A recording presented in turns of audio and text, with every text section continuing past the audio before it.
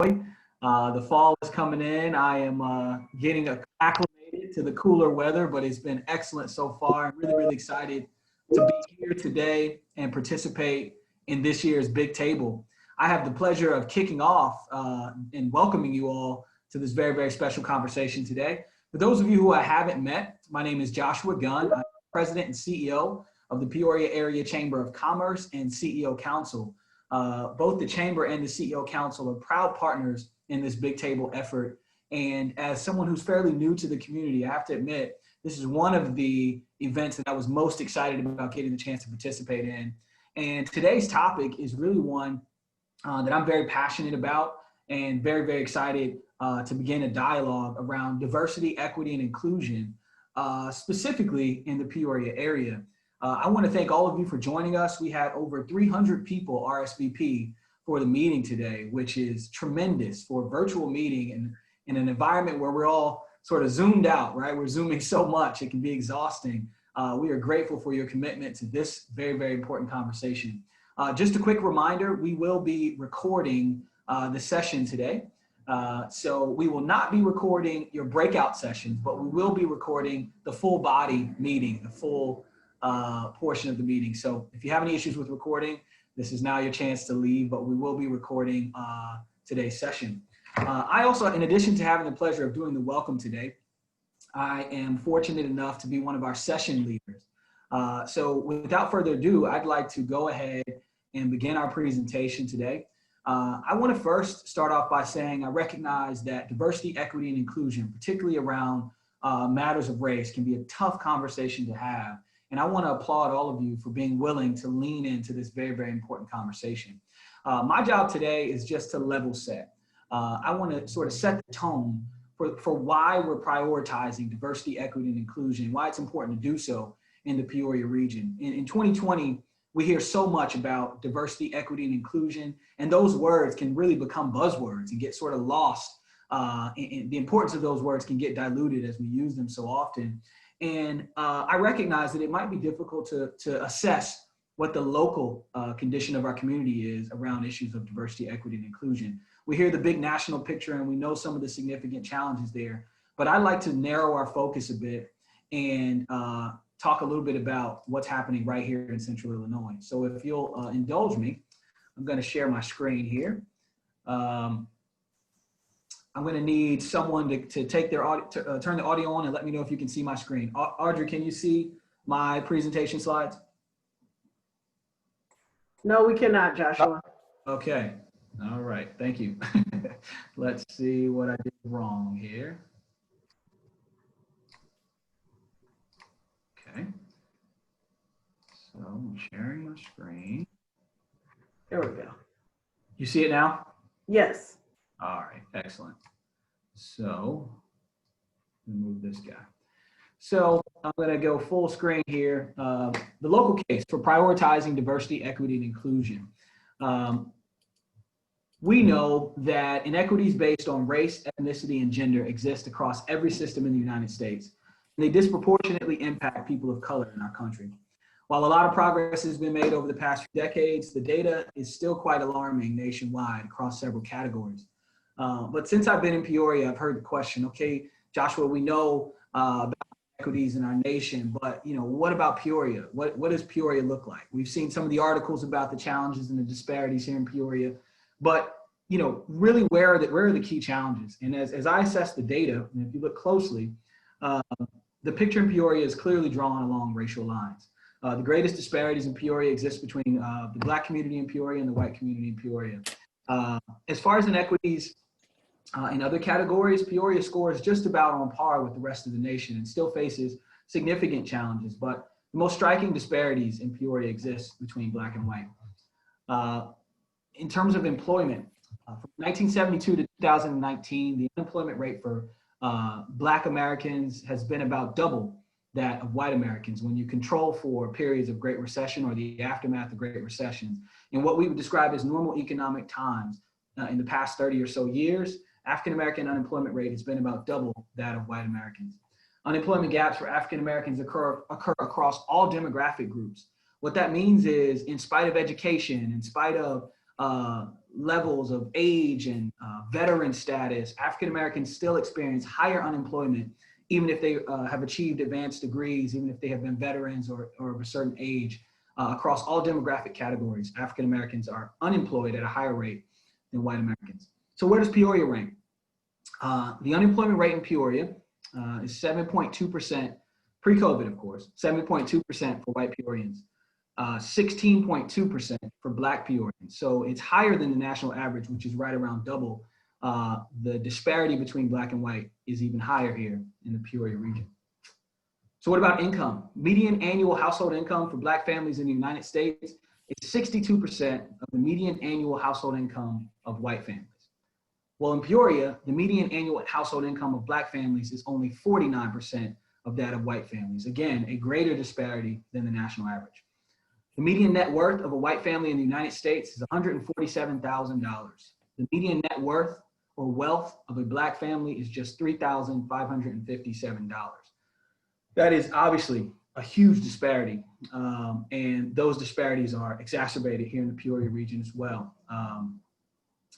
Compared to a median net worth of a white family in 1983 at $110,000 and a Black family of around $7,323, we can see that in spite of consistent efforts towards equality, the income gap has grown between Black and white, both in our nation and here in Peoria. Another key indicator of disparity is our incarceration rates. African Americans represent approximately 13% of the US population, but account for 40% of those incarcerated in the US prison system. Huge disparity there. So what about Illinois? African Americans make up about 15% of our state population, but account for 56% of all of those in prison in the state of Illinois. Significant disparity and higher than the national average there as well. But let's drill down a little bit more even into Peoria. 2014 study showed that around 8,000 white residents of Peoria County were arrested in 2014 versus about 6,400 non-white Peorians were arrested in that same year. But Black Peoria County residents were sent to prison at 3 times the rate. So in spite of the fact that more white Peoria residents are arrested and charged with crimes, Black Peorians are still imprisoned or sentenced at a much higher rate, about 3 times the rate. We're in a COVID-19 pandemic, and we've all seen the news about certain inmates being released as a result of COVID based on their health condition or various other factors. In the state of Illinois, white inmates have been released at 2 times the rate of Black inmates in response to the COVID-19 pandemic. So not only are Black Illinois residents being imprisoned at a higher rate, they're also not benefiting from the release, the COVID-19 releases at the same rate. So I just laid quite a bit of data on you and sort of illustrated a lot of the disparities, and I could continue to go on today because the trends continue across all statistical categories. These same disparities around income, around job attainment, around education, around housing and healthcare exist in our nation, and the trends are pretty similar. In Peoria, the line is drawn really clearly between our Black Peoria community and our white Peoria community. So there's a lot of work to do, and the Big Table is a crucial component of that work. It started last year and has made significant progress since then. I am really proud of Peoria for stepping up and taking this challenge head on. So let's talk about some of the work that we've already done. Let's get up to speed with what happened since last year and some of the steps that the Peoria region and Peoria County are taking to solve this problem and reduce the disparity between our races. And to help me do that, we have one of the most distinguished community members here in Peoria, our current city councilwoman, as well as an employee at Illinois Central College, who is doing this work on a daily basis and is really carrying the work of the Big Table forward in her daily life. So I'd like to, let me escape out of my screen here, and we're going to introduce Dr. Rita Ali to talk a little bit about what's happening, what work we're doing in our community, and where we can go from here. So Dr. Ali, if you'd like. Yes. From here. Great. Can you hear me okay, Joshua? I can hear you great. Wonderful. Thank you, Joshua. We are so very blessed to have you here. That was a perfect lead-in into my presentation over this next 5 minutes. And Joshua really spoke to the why. I mean, the data is undeniable. It can no longer be ignored. The disparities must be addressed. So good morning to all you beautiful Big Table participants. It's great to be back at the table, and welcome back to those that were here last year. I'm glad you're returning, because when something is nice, you do it twice, right? And hopefully many, many more times to come. As Joshua indicated, my name is Rita Ali, and I work as ICC's Vice President of Workforce and Diversity, and also proud to serve on the City Council and as President of the King Holiday Committee of Peoria. ICC has been heavily involved in equity work for the past several years, and recently received state, regional, and national awards for those efforts. We've really come to understand that equity is actually more impactful than equality, because it means that some people may need more than others in order to level the playing field. Equality doesn't always get us there.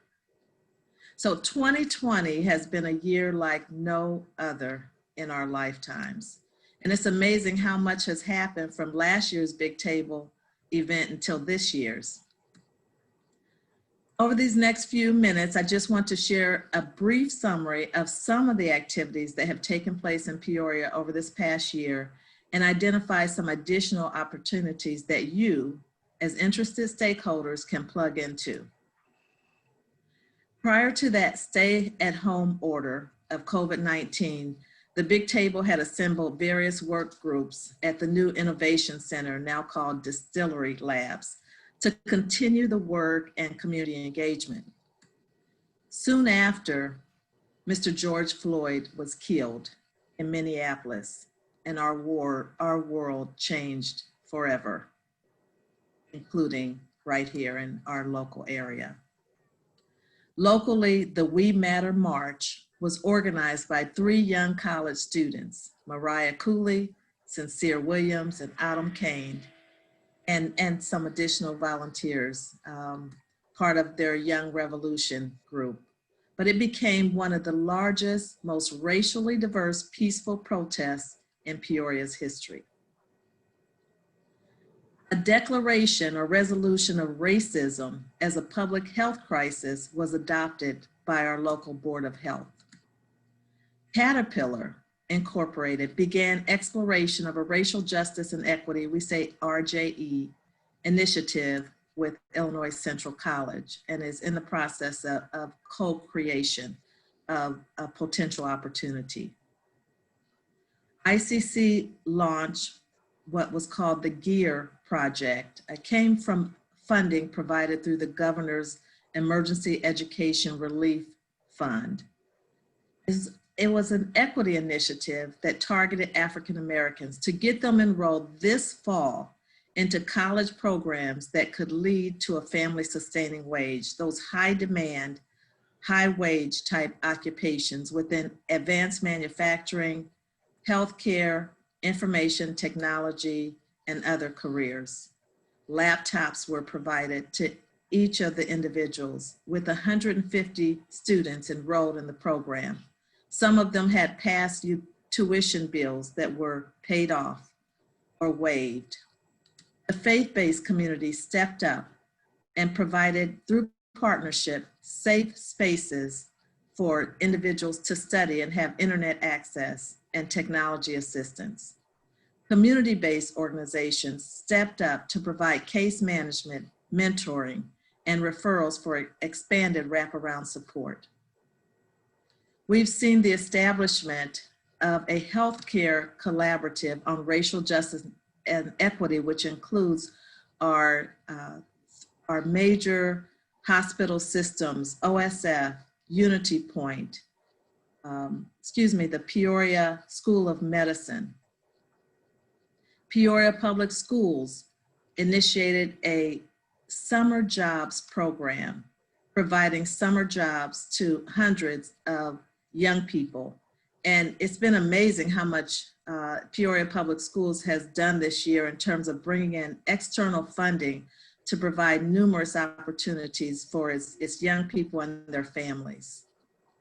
Requests for consultation and training has come from all over, various organizations, from YMCA, Metamora High School, Southside Mission, numerous organizations that want training, development, and are making a commitment to making change in terms of equity adjustments within their organizations. And finally, the City of Peoria and the County of Peoria have established and will ratify on October the 29th a joint commission on racial justice and equity.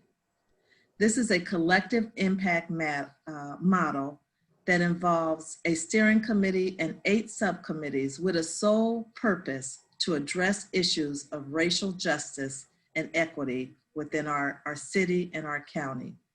There will be diverse leadership and composition. There will be annual reports and accountability, a dashboard that shows the progress that we're making. If I may share my screen, Audrey, do I have that capability? I'll try it here. You should, Dr. Ali. Okay, can you see that? We don't see it yet. Okay, so I probably need to do something that says share screen. Okay.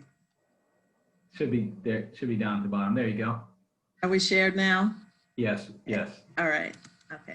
This gives you a glimpse of the structure of our new collective impact model. Dr. Ali, we just Yes. see that you started the screen sharing, but we don't see what's on your screen there. Uh-oh. Okay.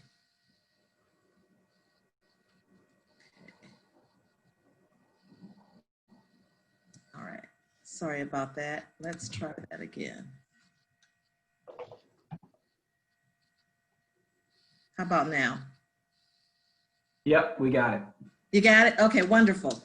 So you see the steering committee for the Commission on Racial Justice and Equity and the 8 different subcommittees that are associated with this new effort. And again, the goal for each of these, the steering committee and the various subcommittees, is to address issues of racial justice and equity within each of the areas, because these are the areas that are found to have the largest gaps. And of course, Joshua gave much of the data in terms of the differences within economic development, jobs, within the areas of housing, our justice system. These are areas that we're going to focus in on. Each of these, the commission and each of the subcommittees will be co-chaired by individuals of different races. Each of the commissions will be diverse in terms of their makeup. Again, on October the 29th, both the city and the county are set to approve this structure. And the day after that, there's going to be online applications that open up for our community, anybody that lives in the city and the county, to participate in this effort. So we encourage you to complete the application process that is only about 5 minutes or less to complete. Get involved in this work. There will be over 160 people involved in this effort. We followed a similar model to King County, Washington. They've been in this business for about 11 years, leading with racial justice and equity. And we feel like we're not going to be proactive. We're not going to be reactive anymore. This will allow us to be proactive.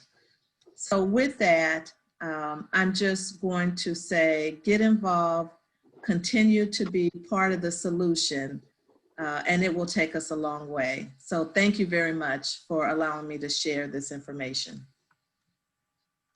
Thank you, Dr. Ali. You know, as you all have seen, a lot of work is happening. You know, I've been in this community about 95 days or something like that. And I've had several conversations with folks about, you know, what happens as a result of the big table. Okay, you have these conversations, they're important, but what's the tangible work?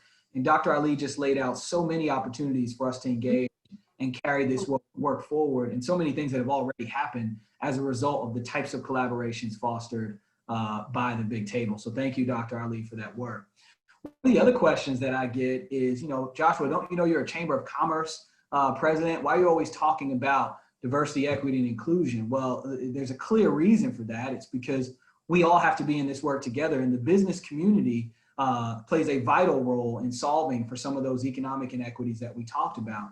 And there are companies right here in the Peoria region who are already prioritizing this work as a part of their workplace culture and really as a part of their business strategy. And one of those is our very own PNC Bank. We have Brian Ray on to talk a little bit about what PNC has been doing over the past 20 years around diversity, equity, and inclusion. So Brian, take it away. Thank you, Joshua, and thank you, Dr. Ali, and thank you to everybody who's here that's chosen to make diversity, equity, inclusion a priority in our region. I was thrilled to be part of this committee last year, and I am as well this year. I was asked to join the panel today as a representative of PNC Bank, who, as Joshua mentioned, has been on a multiple decade journey of making diversity, equity, and inclusion an intentional priority in our organization. Through our 20+ year journey, as long as that may sound, we're still scratching the surface. But in that time, from a business case, we have found that attracting, recruiting, and retaining a diverse workforce is absolutely essential to our success, providing us with a wealth of skills and ideas, increasing employee engagement, and just simply tying us closer to the communities that we serve. Embracing diversity, equity, and inclusion is more than just adding a token minority employee into your staffing. We're talking about culture change. It's not just about who your employees are, but also expands to who your customers are, who your suppliers are. What organizations do you support? What's the makeup of your board of directors, your executives, and so on? It's about ongoing training and professional development for our employees. It's celebrating cultural awareness and opportunities, and intentionally creating affinity groups, or EBRGs as they're referred to, that support employees with a shared heritage or gender, orientation, background, or interest into an environment of intergenerational connections. I'm proud to be part of an organization that has not perfected this, but one that has chosen to make an intentional change from the top of the house, driven by our board of directors and our executives, and driven into each of our individual markets. Ours is an organization that has diversity and inclusion as its own business segment.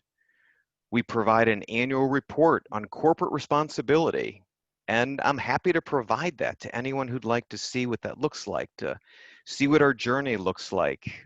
It is a public piece, and I'd be happy to save you a couple clicks and send it directly if that would make it easier for you. So with a large organization like ours, what does diversity and inclusion actually look like, and why do we do it? Other than, I think all of us who are on this line today would agree we do it because it's the right thing to do. But as Joshua says, from a chamber perspective, from a CEO perspective, I know that the audience here is not only employees of some company, but leaders of those companies. And so why do we do it? So I just want to start with a couple facts and figures, just to kind of level set things. Again, I'm not here because our organization is perfect, but we have really strived to make change, and I think we're getting there. So a couple facts and figures. Currently, women represent over 60% of our entire workforce, 52% of our management team, and 33% of our board of directors. We currently have just over 28% of our workforce that are people of color, and that number is continuing to increase. As Joshua mentioned before, with some national data, people of color make up a far smaller number, but we still have much progress. Over the past several years, and so how do we do that? Over the past several years, we've partnered with over 40 external diverse partners to help us source, over 4,000 diverse candidates for our talent pipeline. Currently, 25% of our board of directors are diverse in ethnicity and/or race. I mentioned EBRGs, or affinity groups. We really started that process almost 20 years ago. And over the last 10 years, that number of employees, and again, to level set here, we have approximately 52,000 employees nationwide. So over the last 10 years, our affinity groups have grown to over 45 groups, representing over 16,000 active employees. That's almost 30% of our workforce across our 25 regional markets. We've hosted 700 events. To me, this is the meaning of workforce engagement, which in and of itself is a tremendous result of having D&I as a core piece of our business. The bank currently hosts History and Heritage Month celebrations, including Black History Month, LGBTQ Pride Month, Hispanic Heritage Month, and Disability Employment Awareness Month. That, by the way, Disability Employment Awareness Month is this month. It is October. Joshua focused quite a bit of this discussion, and I know it was simply through illustration, on people of color and white, but D&I, as much as that is part of the focus, is much larger than that, and it increases sort of our broad perspective in inclusiveness, including LGBTQ, including disabilities, and so forth. Intentionally working with disabled employees has been a big focus of ours. In 2018, we hired Greg Pollack, who has he has the title of PNC's first accessibility officer. Since his hiring, he's partnered with colleagues across the organization to develop a strategy, an accessibility strategy that considers every aspect of our operations. As our efforts have grown over the last 24 months, 75 employees from across our company have gathered for Access PNC, a 2-day summit on accessibility. We have also, just 2 weeks ago, provided for an all-employee celebration of the 30-year anniversary of the Americans with Disabilities Act, and had a special presentation by retired Congressional Representative Tony Coelho, who spoke on disability inclusion and why advocating for marginalized communities is so important. These have led to some good results for the bank. We've recently received a 100% score on the Disability Equality Index, Best Places to Work. We received Best of the Best for Top Disability-Friendly Companies by Diversability Magazine. I'm going to transition a little bit to another and really last part of what I want to talk about, which is the training and education. Because I think for those of you who are leaders in your company or employees, again, I think that you have a voice and people want to hear from you. And part of what's so important to us in our culture of diversity, equity, inclusion is providing training, providing professional education, ongoing, for our employees. As part of the D&I effort, we really strive for that professional development. Some of the trainings that we do, unconscious bias is one, creating a workplace of inclusion is another. Last year, just those 2 trainings alone, we had tens of thousands of employees who participated in those. Part of education is engagement, and by addressing the ongoing needs and concerns of our company and employees all the time. As Dr. Ali mentioned, this has been a very difficult year in our country. Through several traumatic events, protests and the rising racial tension in our country, we have been very specific in launching virtual forums during which our Corporate Diversity Council, in partnership with our regional line of business diversity councils and EBRGs, heard employees' thoughts, ideas, and experiences. We held forums to inform and to shape additional initiatives and efforts and dialogue throughout our country. And that's one of the most important things that I can really express here as a takeaway, is having the open conversation. Very early in Joshua's comments, he mentioned, this is not comfortable. I've mentioned to Joshua as an aside, I am very uncomfortable. But this is something that needs to be discussed.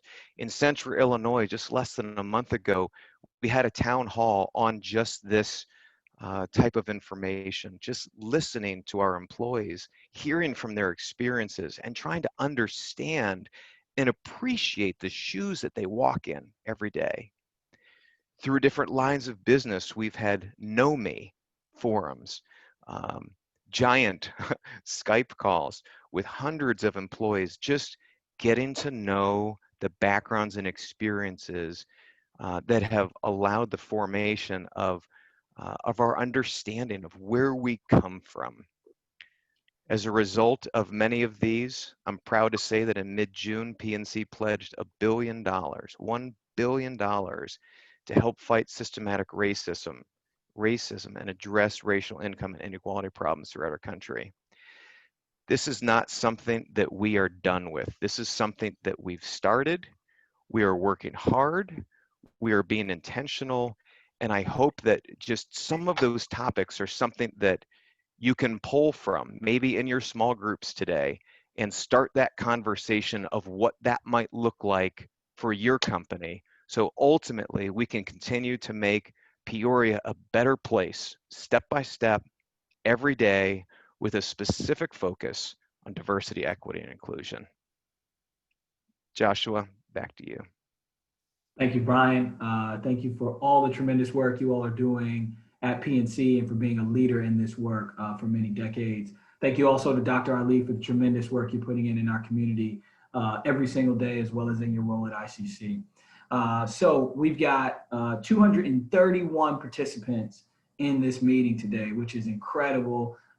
You all should all applaud yourselves. Peoria area has shown up in a major way. And so let's start the conversation. Audrey's got breakout rooms already set up for you. You will automatically be taken into your breakout rooms. And we look forward to seeing you in about a half an hour when we will report out and continue this discussion about what can we do now to move this conversation forward to make our region more equitable for all Peorians. So we'll see you then.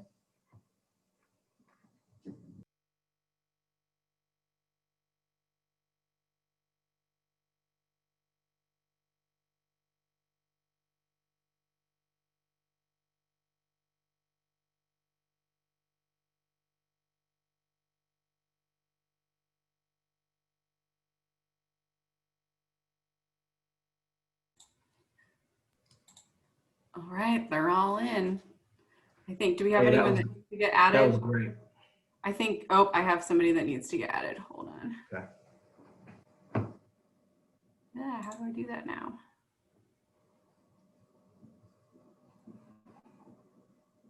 Rita, Brian, thank y'all. Really great comments. Oh, thank you. Great job to both of you. Fantastic.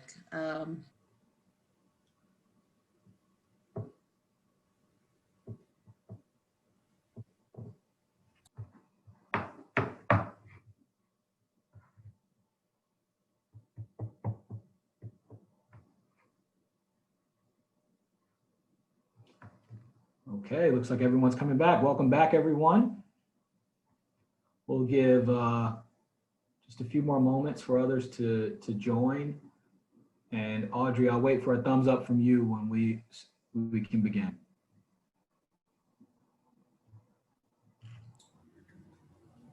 We should have everybody back in about 10 seconds.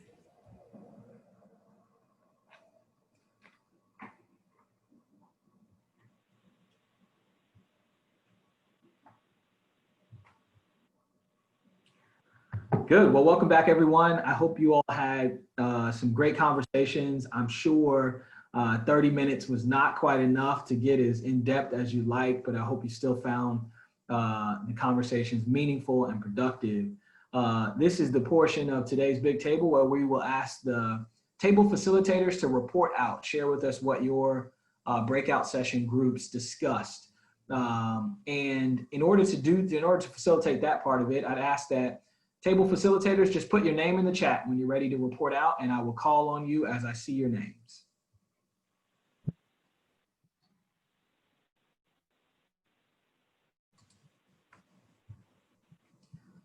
All right, and Angie Hauk, group 8. Let's hear what happened in your group. Sure thing. Cut me off if I exceed my 90 seconds here.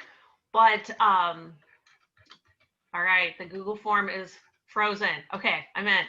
All right, so in our group, we talked about so many great things, how there is progress being made. Many people in our group are part of this because they're so invested in our community, you know, from an organizational perspective, or just ties to the community and wanting to see great change, and really focusing on, especially for the measure of our success in a year. You know, I thought one great takeaway from our group that might be unique was really trying to figure out how to assess feedback from the people that should be impacted by this, and perhaps going outside of the corporate setting, because it's easy for executives to say, hey, our company did this, you know, yeah, we did these initiatives, this is great, but are those things really moving the needle for the people of color and people in our community that are affected? What do they think? How can we survey them and get that measured? And then, of course, a lot of discussion about implicit bias, subconscious bias, and how even as individuals, that we can self-educate, we can do assessments, we can explore that on our own. That's a great individual step. And then last thing I would say, a good takeaway would be, a lot of organizations seem to be doing a lot of training initiatives, many online, some required, some not. But what happens after that training is often the crucial piece. So what are we left with? Everyone can do a million different trainings, but if nothing changes after that, then we're not going to see changes. And that's it for group 8. Thank you, Angie, and thank you for reminding everyone about the 90-second time limit. That was excellent. Sounded like a really productive conversation. Next on my screen is Jim Hollenbach. Jim, are you there? Yes, thank you, Joshua. Group 15, sorry, I didn't type that in the chat.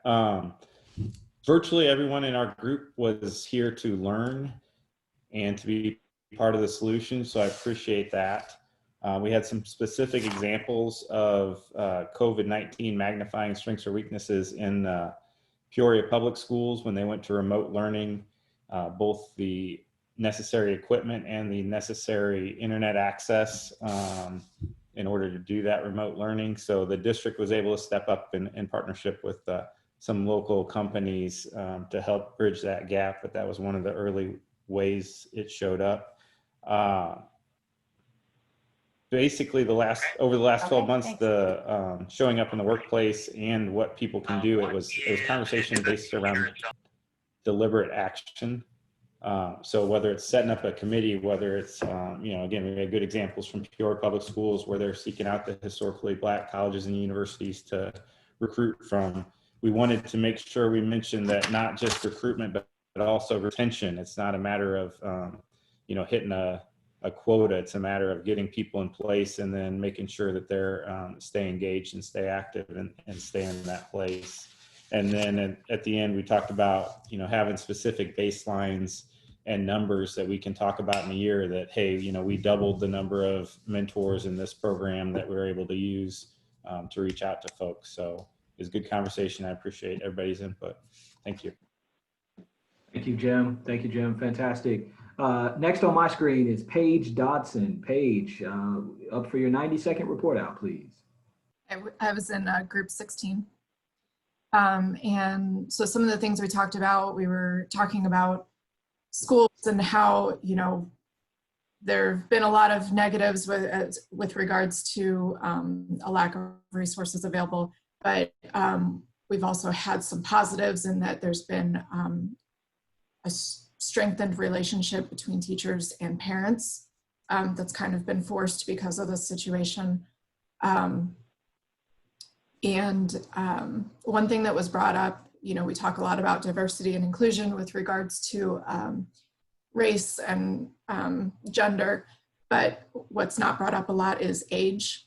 And we have a very large aging community in Peoria that's increasing, and there's not a lot of resources in our area about around dementia, and making sure that our long-term facilities are adequate and healthy. And I learned that there's actually an accreditation that communities can earn called the Dementia Friendly Community.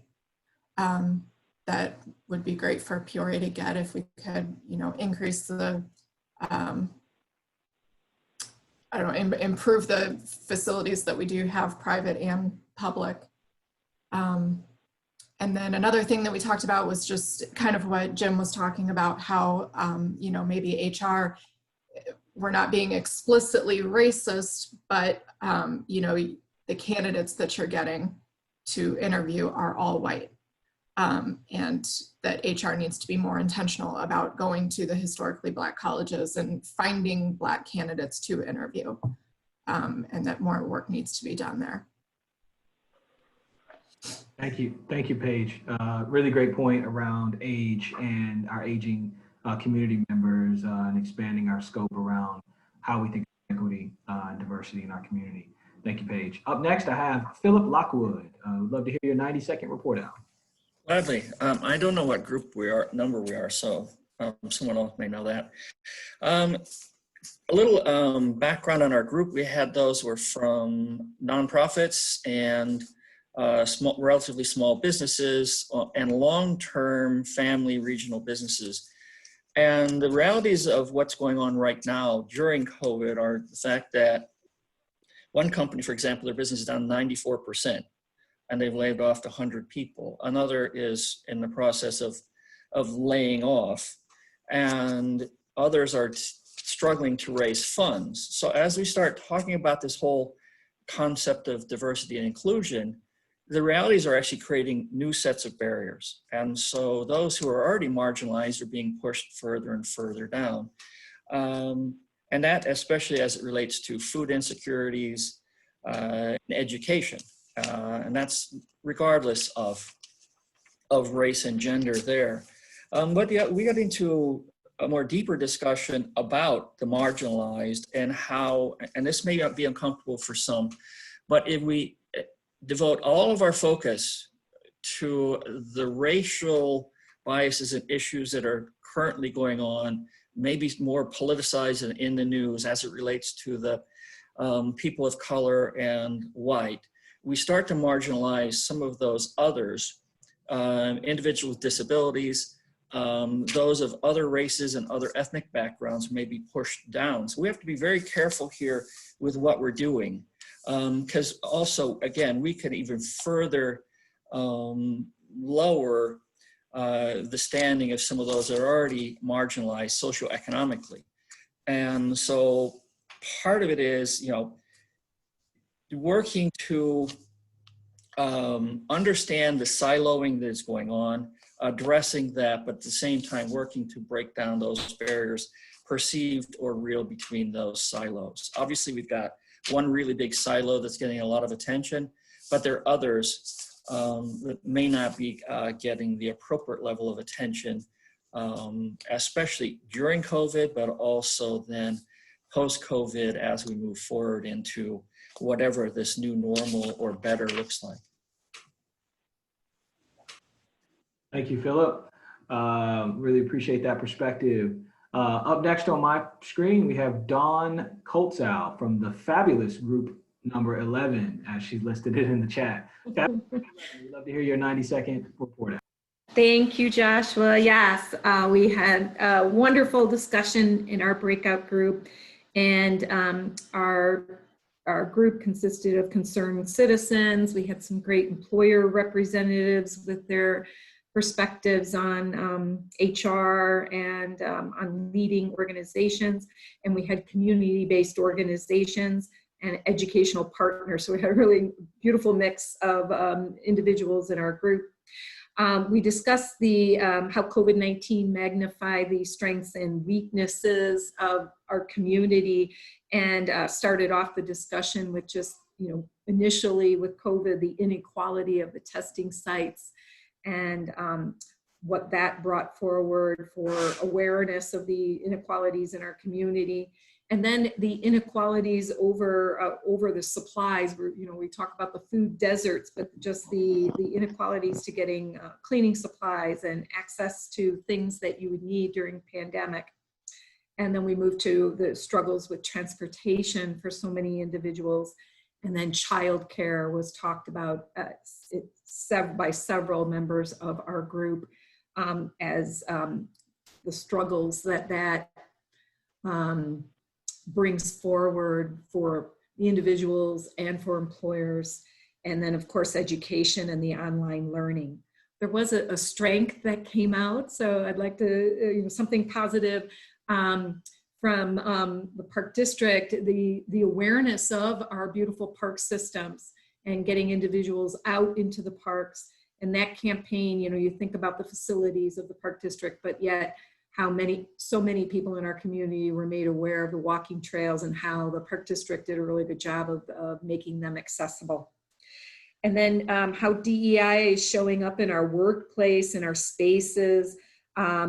We had the recruiters talking about their wonderful new initiatives and programs that they're focusing on, the ERGs and the employee resource groups, and the new ways to post jobs and reach out to community organizations for applicants.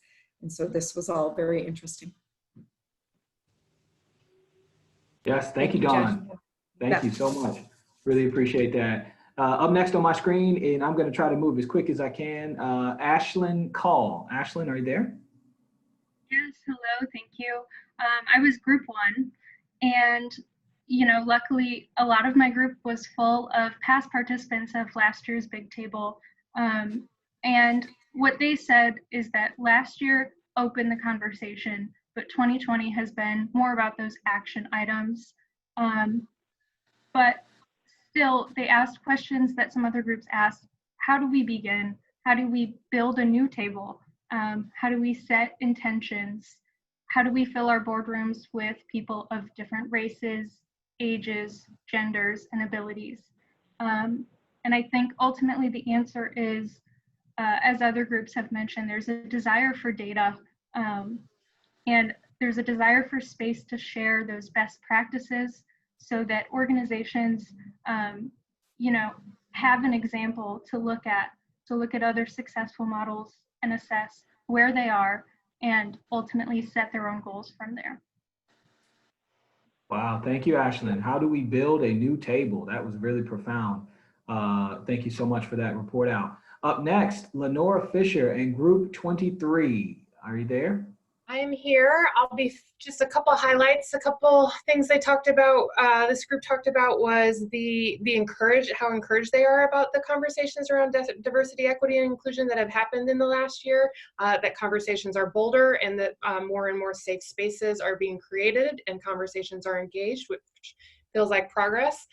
Some of the things exacerbated by COVID was the internet accessibility, the lack of connection, resources, and connection to things that can help people stay afloat.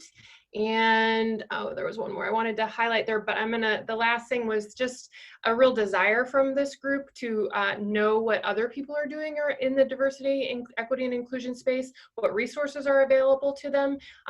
Feels a little bit like maybe we're working in a vacuum, but how can we all kind of share resources and best practices so we can continue moving forward? Felt like that was a valuable comment as well.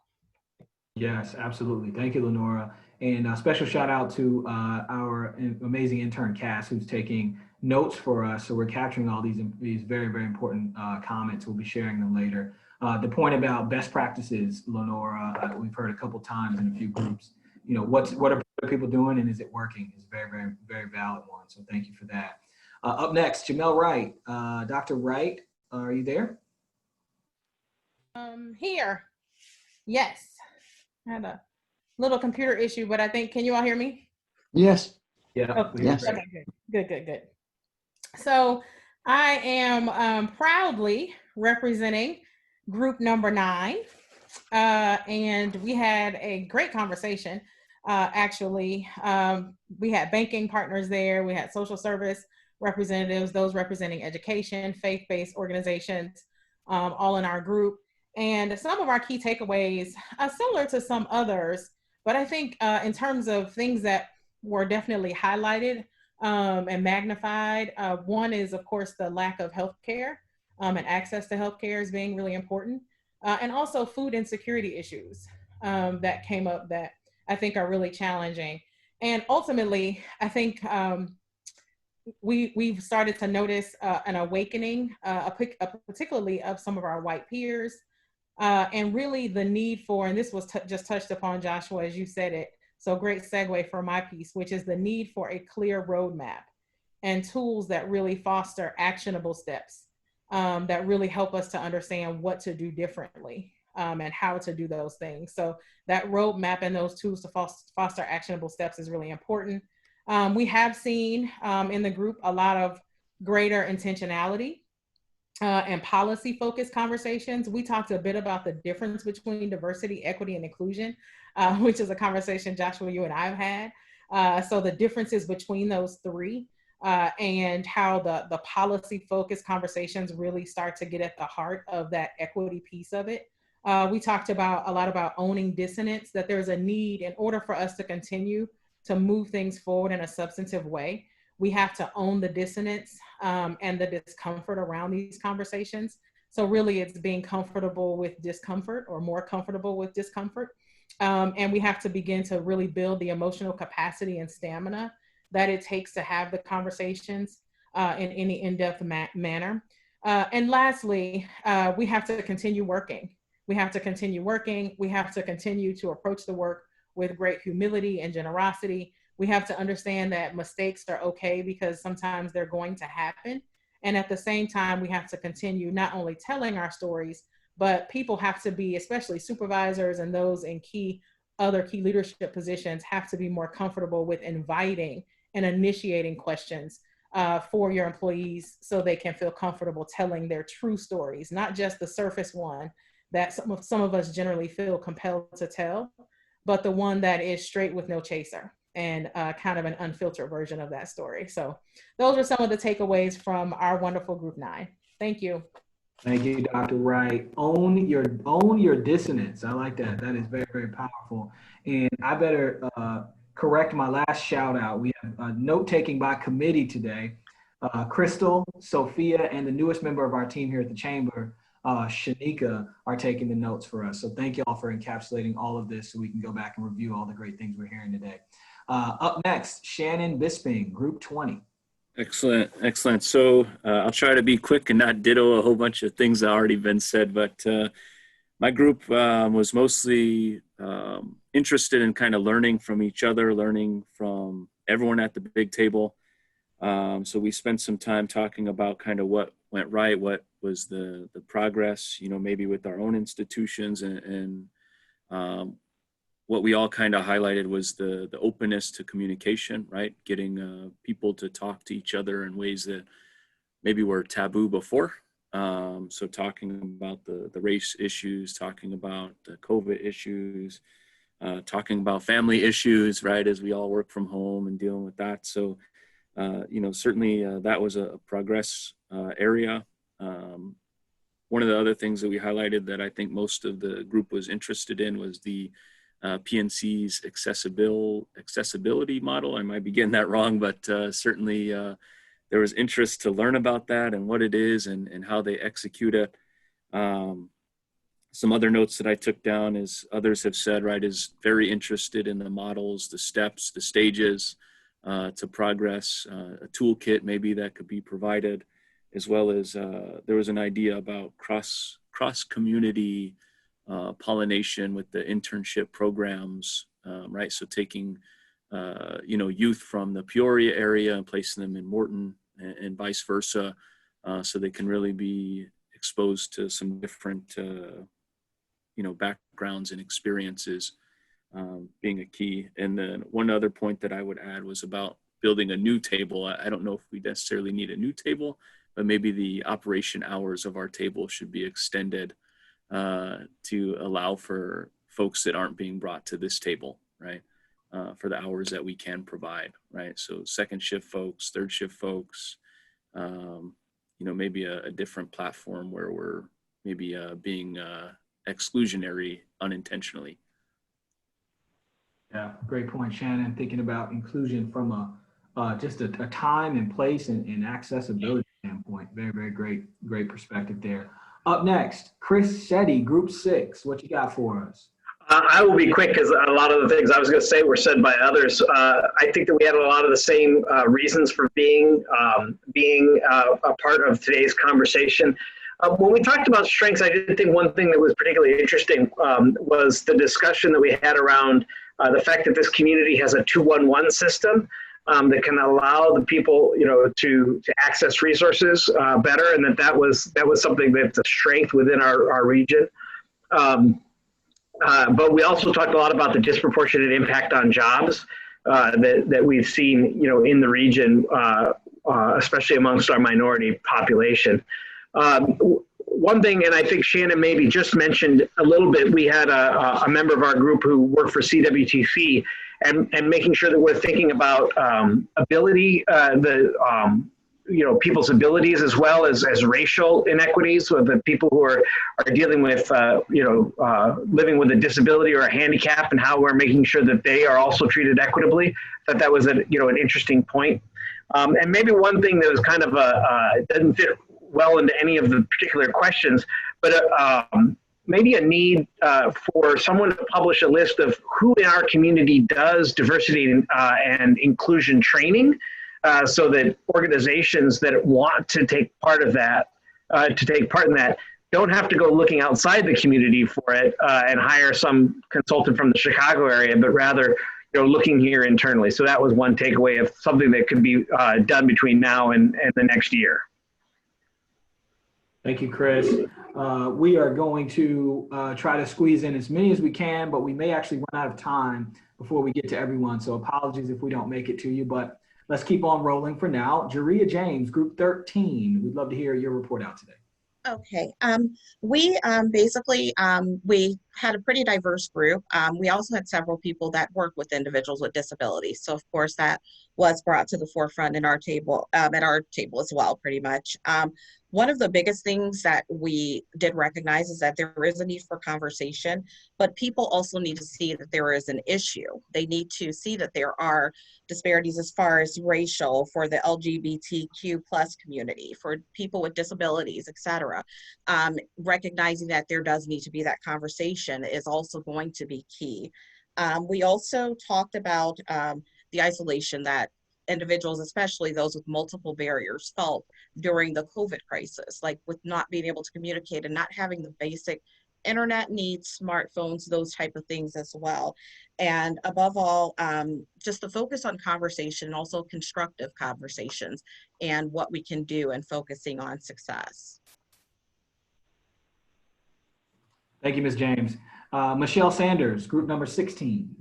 Good afternoon, everyone. I'm going to try to hit the highlights of what we had spoke about. The first one I wanted to talk about was the strength. And it was mentioned that Black Lives Matter movement, when it took place, that Peoria itself did their protests, but not what it getting out of hand. So we thought that was the strength of bringing awareness and how we handled getting the voices heard and making a statement without tearing down our city or causing a lot of disruption. Also, other takeaways that we discussed, we're looking at persons with disabilities and people who are in certain health positions, such as LCSWs. You don't have minority social workers, too many of them helping with Black mental health and mental health in the community, especially for those that have a lot of health disparities and a lot of mental health issues.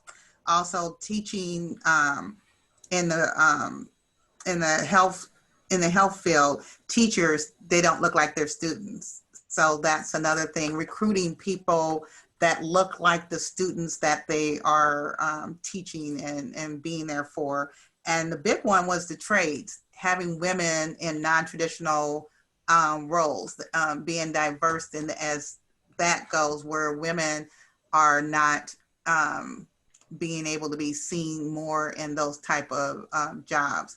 One thing we did come to the conclusion was that it's a challenge for a lot of minorities and people of color to pass and get licensing or pass to their ACT and to be able to meet the demands of what they're needing for those particular jobs. So it seems to be a problem with educating the students that are in these different fields. They get discouraged and they don't want to continue.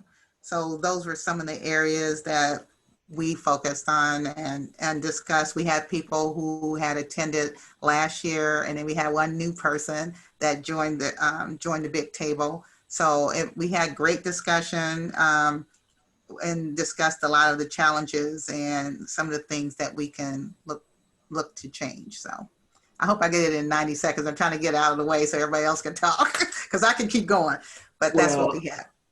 Thank you, Michelle. Well, the good news is, the bad news is you didn't get it in 90 seconds, but the good news is you're our last person today. So thank you so much for taking the time. To those of you who I didn't get to, unfortunately, we did run out of time, and we noticed that we were starting to lose some of our audience here because people have other things to do, right? We're only committed until 1 o'clock today.